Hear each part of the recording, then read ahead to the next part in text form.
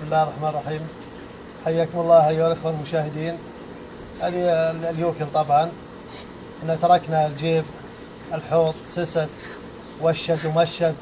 هذا شد بلده، مكيفات، تعرفون الصالون جاهز للتكييف. احنا دخلنا على بعض التحسينات. قد يرى البعض ان فسدناه وخربناه، ولكن هذا اللي راينا انه يصلح خلال التجارب بالشعبان والهواء والعج. شفنا هذه الطريقه المناسبه، والحمد لله فكينا المراتب وحطينا الزلها الفرش مثل ما تشوفون، وسوينا بعض التجهيزات. وهذه طبقات تحت هذه في بعض الاغراض العده وما العده، تجهيزات للبر، وسوينا اختصارات. طبعا تلاحظون ما عندنا غاز ابد، كله طبخ على الكهرب. وبعد شوي نوريكم فوق التندة الطاقة الشمسية.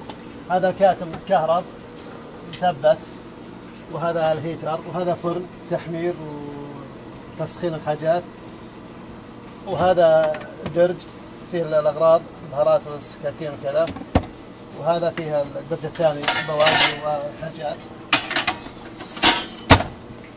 وهذا مطور هواء، وهذا المحول، وتحته البطارية.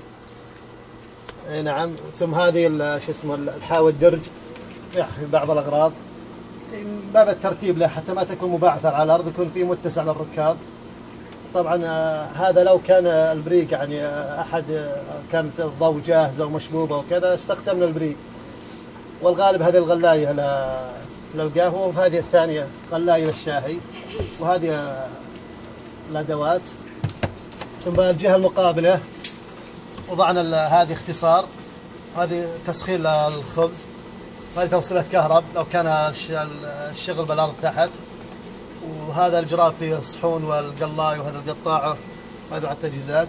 وسوينا تحسين اللمبة تكون إضاءة قوية.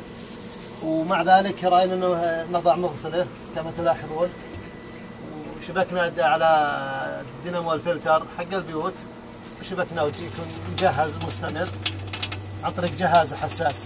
إذا أغلق يقف مباشرة من الكهرب، ينزل على تحت تصريف. ولا الوسع الصدر وهو يطبخ أو شيء، عنده يفتح على الشاشة هذه ويتابع مقطع ولا صوت، يكون جاهز. والحمد لله كأنك ببيته هلك، ما فقدت شيء أبد. إذا في برد شغل مكيف الحار، إذا فيه حر شغل مكيف البارد. ونراكم إن شاء الله عاد بحد الشعبان إلى لقاء. الطاقة الشمسية. أي باقي الطاقة الشمسية. شوف الأسلاك هذه الأسلاك نازل من الطاقة الشمسية، وهذا المنظم يحول من 21 فولت إلى 12 فولت، ويقيس كمية البطارية.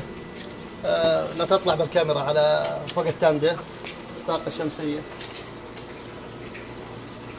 بهارات. ايه مضبوط. زين. ونراكم إن شاء الله في أحد الشعبان. جزاكم الله خير.